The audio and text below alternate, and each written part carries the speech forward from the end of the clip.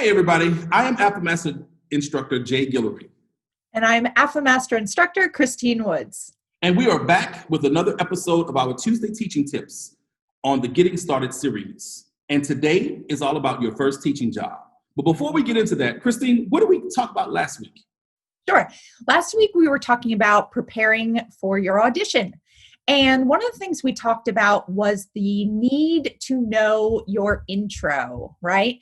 And the thought and preparation that should be put into that intro, which again is your pre-class announcement.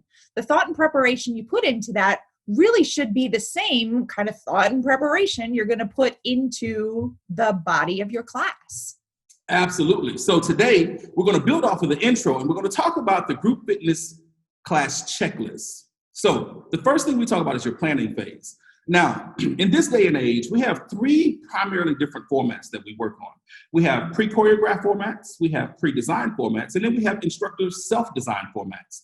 This checklist is going to help you with each one of those formats because all of the things in this checklist can apply directly to each one of those. So one of the first things is your intro. Now, we discussed what the intro was last week, the acronym INTRO. Intro, introduce yourself, name your class, tell them your plan, reassure your newcomers and your observation skills. But there's a lot more that goes into the intro than you actually think. One of the things that I like to do when I get to class early, because we all get to class before it actually starts, is stand outside of the class and greet my class participants when they arrive. Because a lot of times, especially if you have a class going on before you, you have a group of people standing outside waiting on the next class to start. So that's always a good time to meet some of the new people. Christine, what about you? Yeah, I was just going to say it is. It's a really nice time to don't try to know your material so you're not in the next room, rehearsing up until the last minute. But yeah, really take an opportunity to connect with your participants in that kind of informal space, which is what it is, right? But also, right, before class starts, you need to do other things like, make sure you have your music ready to go. You know what app you're going to be using, right? You've found the playlist, whatever. Have the music queued up and ready. You're going to make sure that you tell everybody certainly what they're going to need for class, right? So that they can get the equipment ahead of time and be prepared. And in this day and age, one thing I also like to add in, I get people to start their trackers because people like to start their trackers before class starts. All of that is good. Good. So in terms again of this checklist or blueprint, right? So number 2, you want to think about planning your movement prep or warm up. Okay. So some advice, don't overcomplicate that. I think a lot of new instructors often think that they need to deliver, something in itself, a warm-up, a unique piece of choreography, when actually it can be taken directly from the body of the workout. You can keep it simple by simply looking at the exercises, the moves, the movement patterns that are going to be in the body of the workout, and just pull from there, right? And keep things at perhaps a slower BPM, right? Keep the tempo a little bit lower. You're not going to use the same intensity or impact that you might use later, but you can really just grab from there. And like I said, keep things pretty simple with your movement prep. Absolutely. And then from there, we go to the body of the workout. The body of the workout is where you get to have fun. It's where you get to show your personality and the things that you have created and the things that you have built. And it's when you get to do your sequencing. Some of the things that we like to look at in the body of our workout, try to work in all 3 planes of motion. So you want to use movements that happen in the sagittal plane, the frontal plane, and the transverse plane. What else, Christine?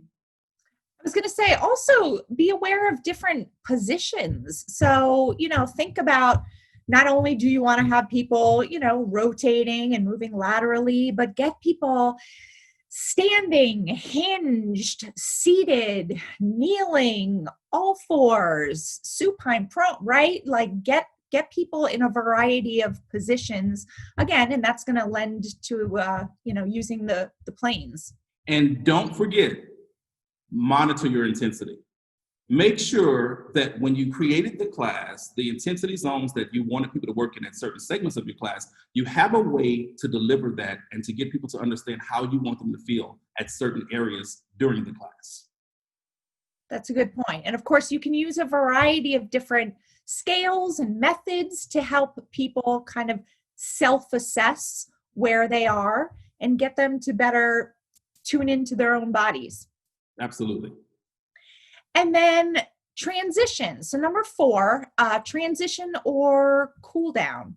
So I don't know about you, but I know when I think to my classes, it's usually not during the body of the workout where my participants are cheering. It's when we've settled into the cool down that they're, yes, we're finally here, right?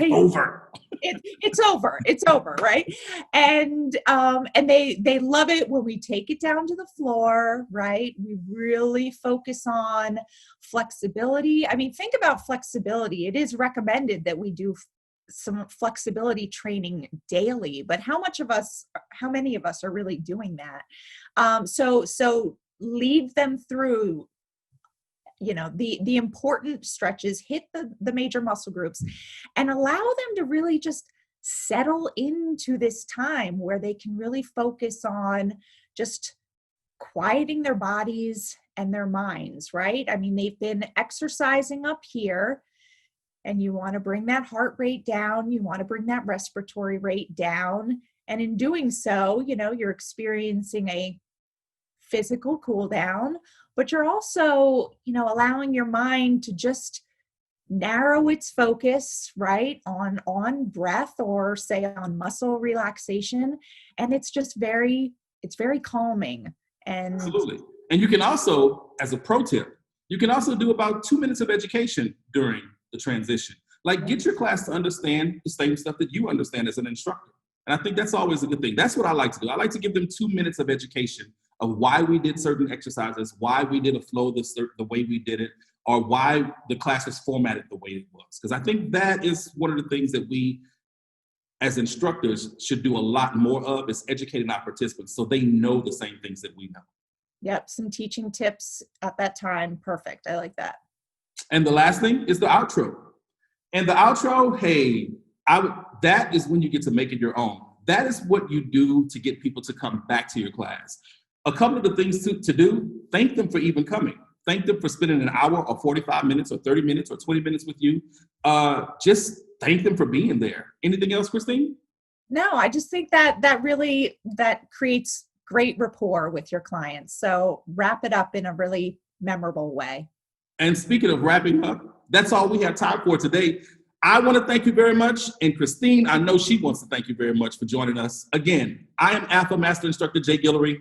And I am AFAA Master Instructor Christine Woods. And we will see you again next week.